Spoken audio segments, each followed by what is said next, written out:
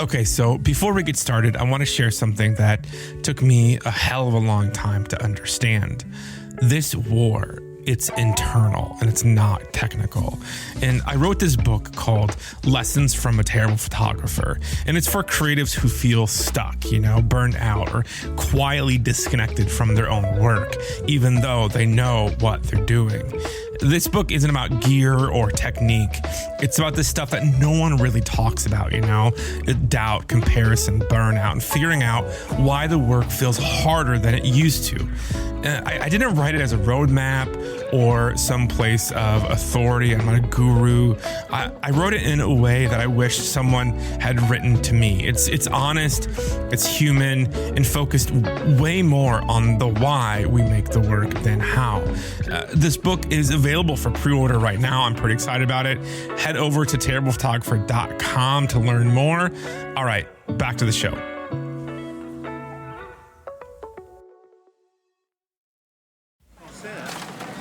Bangkok, 2019. The humidity on Yaowarat Road doesn't just smother you, it owns you. It's a thick, shimmering soup of diesel exhaust, incense, and the sweet, funky rot of the tropical sun. And right in the thick of it, right in the middle, there's a woman selling noodles. She's selling food. She doesn't have a neon sign, not even a laminated menu, just a dented metal cart on a corner that she stood behind for 43 years. She's the noodle queen. She sells 4 dishes, that's it. The broth, though, it's a dark, primordial nectar simmered for 18 hours until it tastes like the very soul of the city. The noodles are hand-pulled, elastic, almost obscene in their texture. And people 3 blocks away can smell the star anise and the scorched pork fat. And they follow that scent like it's a religious calling. The tourists, the ones with the gimbal cameras and the top 10 lists, they walk right past her. They're looking for the place with the Instagram wall and the pink chairs. But the locals, they start forming a line at 6 p.m. They don't budge until that pot is dry. And she's had offers. Investors, the disruptors that want to franchise her, scale her, put her face on a bag of frozen shrimp crackers to make her rich. She's never even hired a busboy. And a few years back, a writer from one of those magazines, the food magazines, Bon Appétit maybe, tracked her down. They wanted the origin story, the glossy spread, the profile that would make her global. She said no. She didn't say no with a shout, just a flat, unimpressed no. The writer was a little baffled. He asked her, why? Why don't you want the world to know about your food? She looked at him dead in the eye and said, because then I'd have to cook for strangers. The writer, confused, pointed at the line of 50 people stretched around the alley. But you're cooking for strangers right now, he said. But she didn't mean the people in line, she meant the others. The ones with the expectations, the ones with the Yelp accounts and the preconceived notions, the ones who would compare her life's work to the last thing they ate in London or the next thing that they would post from Tokyo. This story is not about noodles. This is what happens when something refuses to be scaled, photographed, or sold. This is about the people who never sign the contract. My name is Patrick Four, and this is A Terrible Photographer, where we have honest conversations about creativity, identity, and discovering your voice. Today's episode number 46, I'm calling it Amature. Today, we're talking about 3 things. We're talking about money, and freedom, and permission. And if this is your first episode here, welcome. Feel free to jump around. They're in no particular order. And as always, you can email me with any time, questions, thoughts, hate mail. I try to respond to everything in a timely manner. My email is in the show notes. Okay, let's get into it. Let's stop and stare for a minute, 'cause there is divinity there where the sinners breathe. They work their jaws, raise their hands of beyond for the physical, limited destiny. Free spirits, free. It's not the light, the truth is within. We call upon the prince, free spirits. The stars, the moon, the ocean, wind submerge my face. I bleed to bliss, I'm free from pain. On my left I find, I run, I hurt, I listen inside each breath. Desires.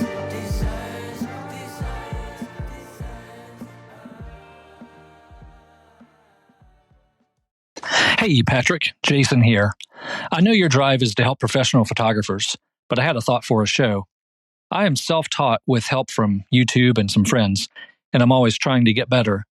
I'm one of thousands of parents that started taking photos of their kids and enjoyed it enough to really work at improving. I'm not a professional, nor do I want to be. I enjoy doing my own thing and not have to provide a product for anyone else.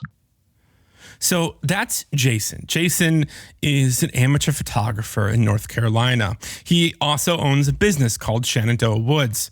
And he called me out on something that I really, it's something I've not been avoiding so much as not even really been thinking about. On this podcast, I don't really talk about amateurs or non-professionals. Not really. I tend to stay in the end of the pool with all the pros because I am one. And I know the culture. I know the shorthand, the language. I know the specific flavor of burnout, you know? I have the scars to prove it. I have the money anxiety. I know this. And I have that low-grade fever of imposter syndrome that hits you right after you send an invoice for 5 figures. But more than that, though, I have an ego. I will admit it. And listen, I know how to take a decent photo. I know how to take a photo that the other pros, my colleagues, would probably approve of. And listen, I was Jason once. I was a full-time senior graphic designer who treated photography like this secret affair, you know? There was this electric hunger, a magic that happened every time I took the lens cap off. And if I'm being really honest, and I always try to be honest with you, I have a little confession. I tend to avoid amateur photographers. I avoid spaces where amateur photographers gather. I tend to avoid conversations with amateur photographers, especially talking about photography. Why, you ask? Why? Because truth be told, they annoy the hell out of me. I know I'm a dick. Thinking about why, it's their curiosity, you know? Their overzealous curiosity. Their unironic excitement about a new piece of gear. Probably won't even use it, probably paid too much for it, won't improve their photography. Their frantic, desperate passion for some random shot of a leaf or a shadow they took on a Tuesday. A shot that they know and I know will never be seen by more than 4 people. It's irritating. And I've spent the past week or so thinking about why I get so annoyed around them. And before, I would probably tell you that it's because they try too hard. Because they don't have the quiet confidence of a seasoned veteran like myself. But I think that's a lie. I think the truth is simpler, really simple. And I think it's a lot harder to swallow. if I'm being really honest with myself, it's because I'm envious. I'm envious of the passion that I used to have. I'm envious of a time when the light hitting a kitchen table didn't look like a compositional opportunity, but just a gift. And I know exactly when I stopped being Jason. It was in Bellingham around 2015, 2014. My daughter, Lucy, was really young, right? 2, 3. We would go out on these adventures, just the three of us. There's no content strategy. There's no deliverables. We just go. I had one camera, a Canon 5D Mark III, my prized Canon 5D Mark III, one lens. It was a 50 millimeter 1.2 that stayed on my camera full time. It was the only lens that I had. It lived in my backpack. I took it everywhere. It sat on the passenger seat. I took it to the grocery store sometimes. And I must have made, during that time, at least 700,000 images. I remember going to places like Lake Padden, the cold cedar water scent, and Lucy swimming, her hair slicked back like a tiny shivering seal.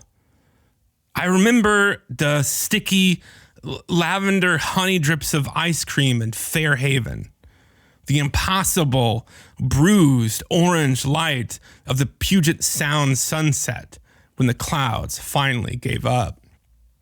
I remember my wife, Jamie, reading Dr. Seuss at bedtime, the way the lamp hit Lucy's hand on her mother's arm. And I was always there, always clicking. I was desperate to show the world, look at this light. Look at this moment. Look at my kid discovering that the world is big and beautiful. Now I just creative direct. I creative direct my clients. I creative direct my life. I look at the light and I judge it. I wonder if the compositional is too centered. I wonder if the moment is too on brand, or if it's just a moment. The camera stays in my expensive case. My cameras stay in their expensive cases until there's a line item for it. Going on adventure isn't a good enough reason to carry 5 pounds of glass anymore.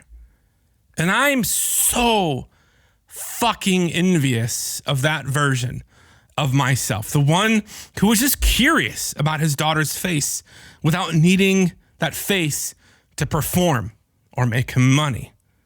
And the second I started charging for it, the second it became a business where I had an LLC, it stopped being mine. It became a service. And Jason still has the thing that I traded away. I'm not really sure how you could wrap this into a show, but I thought I would throw it out to you. I believe there are lots of us amateurs that have some skill and want to continue to improve, but doubt our abilities simply because we are not getting paid. We do it simply because we love creating, and we are not trying to undercut the pros. We are terrible photographers too. We doubt our abilities simply because we are not getting paid. That's the sentence that really gave me some pause. Because Jason's not asking for validation here. He's naming the system. The one that says, if no one pays you, you're not real yet. And I've been inside of that system for so long, I forgot it was optional. So there's this photographer that I know. Let's call her Alison. By day, Alison is a physical therapist. She spends her hours in a world of fluorescent lights, the smell of antiseptic, helping people reclaim limbs that don't work the way they used to. She's got 3 kids, a mortgage, and a calendar that looks like a Tetris board. She shoots on an old Nikon D700. The rubber grip is peeling off. She has 2 lenses that she purchased on eBay, a reflector from Amazon that she props up using a high chair. For her, there's no Instagram aesthetic. But for the past 3 years, Alison has been doing something quiet, something heavy. She's been documenting the slow, cruel theft of her mother's memory, Alzheimer's. She showed me the work on her kitchen table, cleared of cereal bowls and homework. 87 images, printed, all in black and white. She borrowed a medium format Mamiya, this heavy mechanical beast, and she was shooting film recently. These weren't pretty pictures, you know? They weren't Instagram ready. They were visceral. There was one shot in particular that caught my eye, just of her mother's hands, translucent, papery, clutching a floral bed sheet like a life raft. Another of her mother looking at a mirror with a terrifying curiosity, as if she were meeting a complete stranger. Technically, they were flawless, but not clean flawless. They had the kind of weight that only comes when a person behind the lens isn't thinking about aperture or ISO necessarily, but because the fact that this might be the last time her mother remembers her name. And to be honest, looking at these images, I caught myself maybe trying to go into fixer mode, you know? I told Alison that this is a book, that this is a gallery show. We need to get this curated to New York. She could win awards with this kind of stuff. The world needed to see it. She didn't look excited. She didn't even look flattered. She just looked tired. She leaned back and pushed a stray toy across the table and said, "Why would I do that, Patrick? I don't want to talk to a curator. I don't want to write an artist statement. I just want to see if I could capture the way that she looked at the light before it goes out." You know, it was then that I realized that I was the one who was limited. I was trying to pull her into the system. I wanted to take this raw, sacred thing that she had made and turn it into a product, a brand. I wanted to validate her with a next step. But Alison didn't need a next step. She was already at the destination. She was making the work because the work demanded to be made, not because the market demanded a portfolio. And I've thought about Alison a lot since then.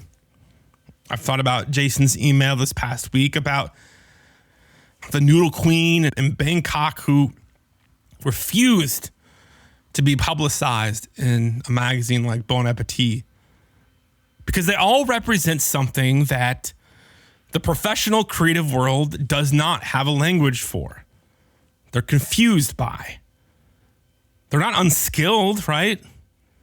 They're not aspiring. They're not hobbyists waiting in the wings for their big break, their big moment. They're people who make the extraordinary work and then just stop. There's no funnel, no bio link, no DMs offering, quote, limited slots for spring. They just make the thing. They make the thing and then they move on. And if you're a professional like me, someone who's traded creative autonomy for financial sustainability, their existence is confusing. It's unsettling, you know? Because they have something that we don't. It's not more talent, not better gear, not more time. What they have and what we don't have is immunity.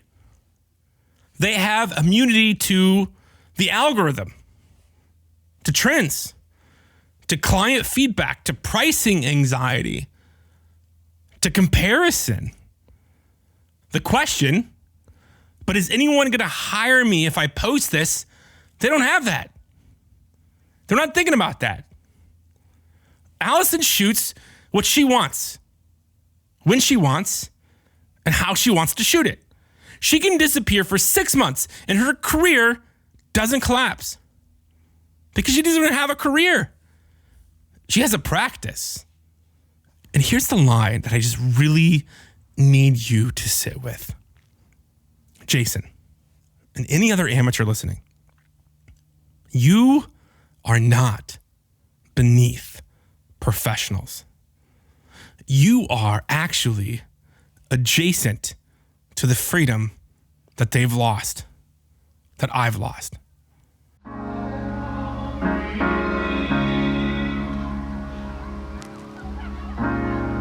You have to be your biggest fan.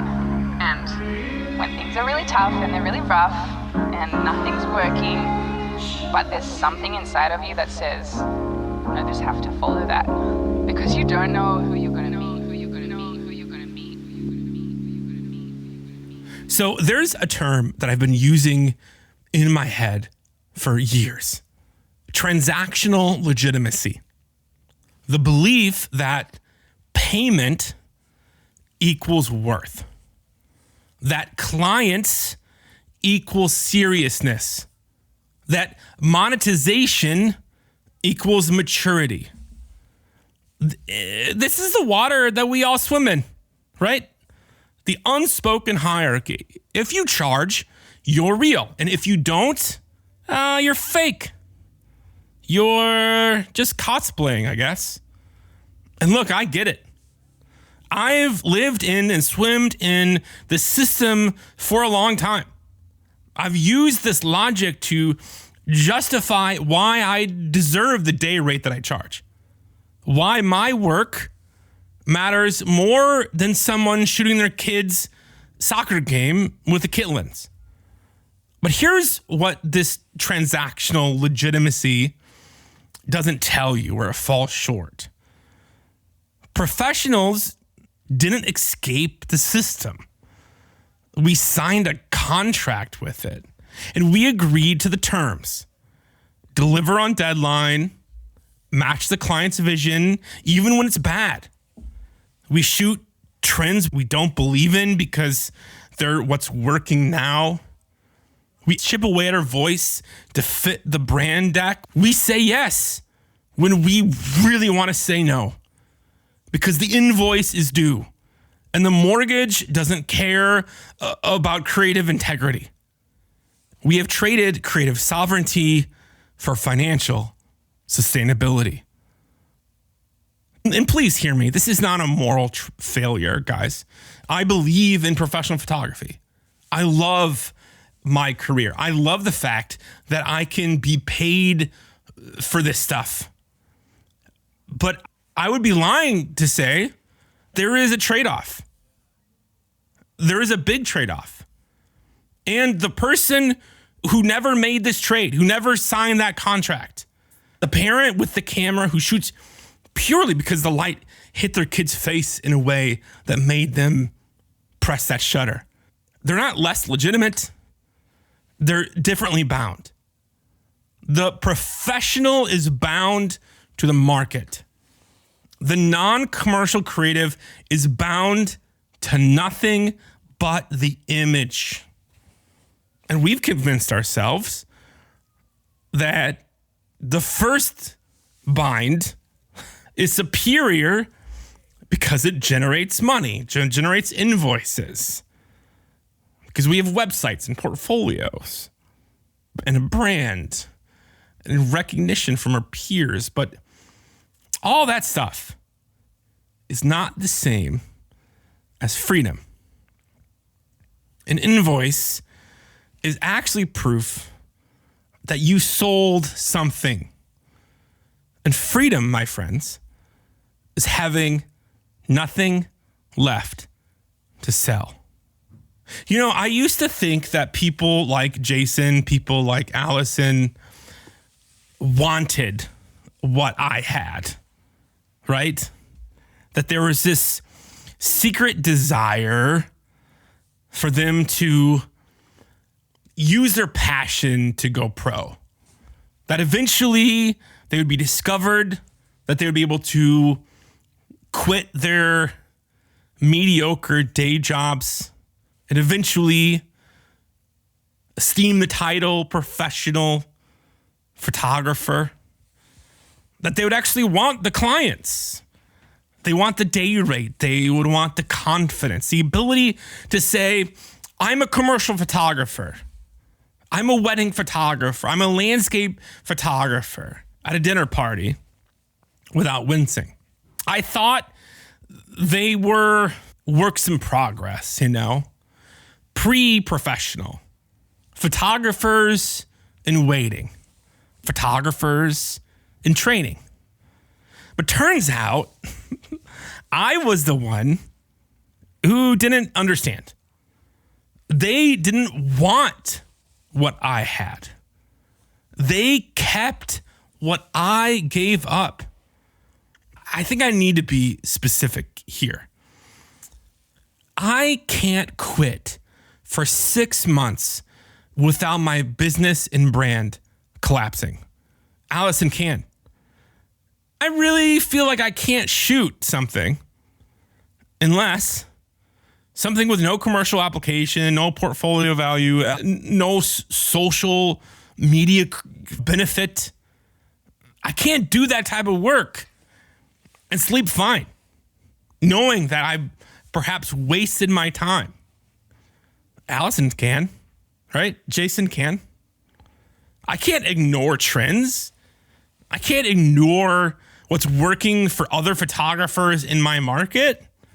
I can't pretend the algorithm doesn't exist. Alison doesn't even know what's trending, doesn't even give a shit, doesn't have to. I have leverage over my income. She has leverage over her attention. And if you're asking which one is worth more, you already know the answer. We all know the answer. You don't even need to say it out loud.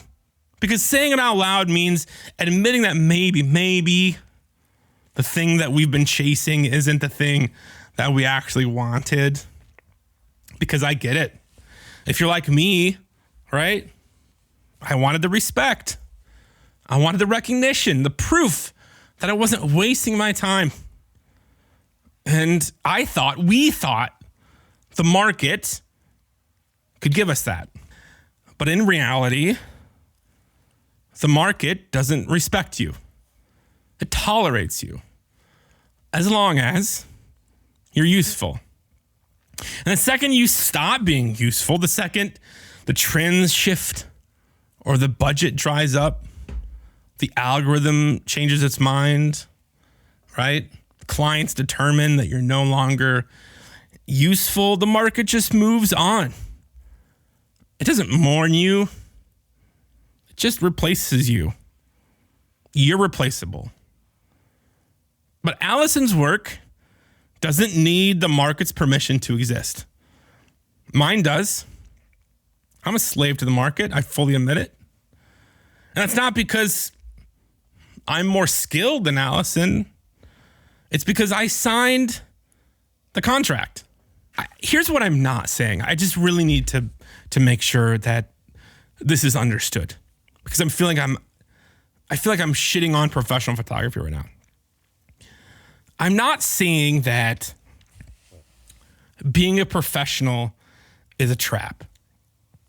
I'm not saying that commercial work or wedding work or headshot work or whatever work is soulless. I'm not saying that everyone should quit their job and shoot for free. Please hear me. What I am saying is this. These are two different roles in the same ecosystem. And neither one is pure. Listen, the professional trades freedom for sustainability. The non-commercial creative keeps freedom by rejecting scale. Both cost something. Professionals lose time, energy, the ability to say no without consequence, creative autonomy, at least some of it, the luxury of irrelevance. The non-commercial creative, the amateur, they lose financial security, right? They're not getting paid. They lose industry recognition. They lose access to the resources, the gear, the assistance, the locations, the machinery that makes ambitious work possible, the social proof that comes with being paid. Neither path is morally superior. But if we're being really honest, we've been pretending one is more noble than the other. We've been pretending that getting paid is the finish line. The place where, quote unquote, real photographers live. And every time someone like Jason sends me an email saying, I'm just an amateur, I doubt my abilities because I'm not getting paid, we've already failed the dude. It's not because he's wrong, but because we've built this system that told him that getting paid equals worth. And it doesn't. Payment just equals exchange. Worth is something else entirely. The noodle vendor in Bangkok, she's worth more than most Michelin-starred chefs.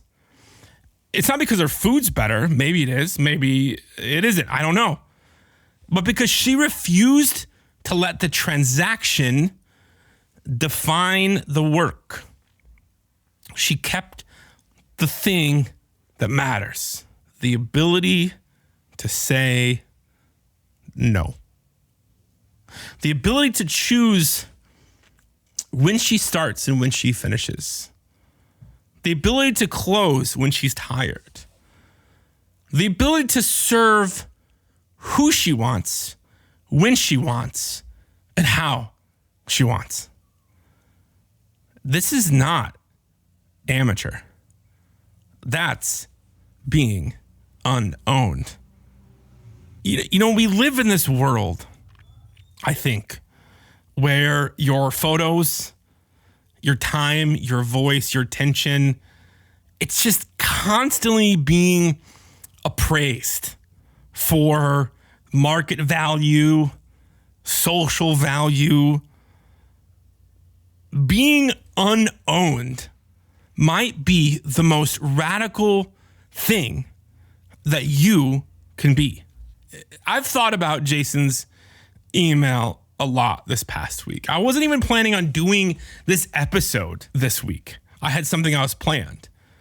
But his email kind of came out of nowhere. You know? Got me thinking a lot about this stuff. The line that he said, "We are terrible photographers too, and I think we have lots to give." And he's right, you know? Not because amateurs need our validation, but because the professional world needs what they still have. Curiosity without ROI. Experimentation without the creative brief. The ability to fail in private and learn something real. Permission to be slow. Professionals forget how to do that. I know I forget how to do that. Because every failed experiment is a wasted billable hour. Every creative risk is a potential client lost. Every useless image is a threat to the algorithm's opinion of me. We optimize for efficiency. They keep the mess. And the mess is where the work, the soul, lives. And I'm not trying to romanticize it, right? There's a reason why I went pro. I needed the money. I wanted the money. I still want the money because Lucy's braces don't pay for themselves. My California rent doesn't pay for itself. It doesn't care about my creative purity. But I also need to remember what this work felt like before it came with a price tag. Before every image was an audition for the next gig. Before I started pre-editing my vision to match what I think would sell. Before I started asking, will this get engagement? Instead of, does this feel honest? The amateurs, the non-commercial creatives, Jason, Alison, the thousands like them, they're not behind us. They're not waiting for permission to join the professional ranks. They're holding the thing we're trying to get back. The thing we traded for stability or recognition, right? Or ego. And maybe the smartest thing we could do is just stop trying to convert them. Stop telling them they should take it to the next level. Stop treating their work like a rough draft of professionalism. Stop assuming that they want what we have. Because maybe we just fucking let them be, right? We let them shoot their kids, their dogs, the soccer games, the mother's hands. We let them make work that no one is waiting for and no one will probably pay for. We let them borrow an old beat up Mamiya to shoot 87 images of something that will break their heart. Because that work, that unmonetized, unmarketed, unoptimized work, that's the work that still remembers why we started shooting in the first place. That's the work that knows its own worth without needing an invoice. If you make work that no one is waiting for, that no one is paying for, and if you still show up day after day in the cold light of a Tuesday morning to do it again, that doesn't make you an amateur. It makes you unowned. You know, we live in an age where your hobbies are expected to be side hustles, where every creative impulse is to immediately be dragged into a room and interrogated for its market potential. We see a beautiful sunset, and our first instinct isn't to breathe it in, to experience it, to be present in it. It's to wonder which filter will make it perform best. We've turned our wonder into a line item on an invoice. But being unowned in a time where everything from your attention to your outrage is for sale. This, my friends, is the most dangerous thing that you can be. Unowned. Because the market can't negotiate with someone who doesn't want anything from it. It can't disrupt a woman who's perfectly happy with her 4 dishes and her corner in Bangkok. It has zero leverage over a mother who is documenting her own grief on a 20-year-old Nikon.